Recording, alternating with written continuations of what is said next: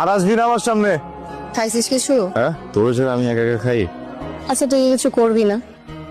দুষ্টু ক্যাম্পাসে এখন খালি খাইছেন মানে হচ্ছে প্ল্যান, লাইফটা গুছাবি না? আমার একটু গোছানো গেছে।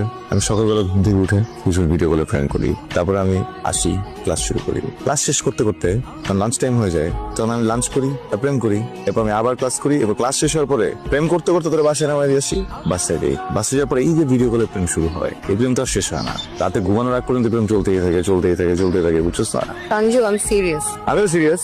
তুই জব টপ কিছু করবি না? এটা করতে আসলে এটা সিনেই আসছিল না। আর আমি স্টুডেন্ট, আমি গ্রাজুয়েশন কমপ্লিট করবো, মাস্টার্স করবো, এরপর যদি মনে হয় যে হ্যাঁ বিসিএস দিতে চাই বিসিএস দিব, না দিতে মন চলে চাকরি নিয়ে নিবো।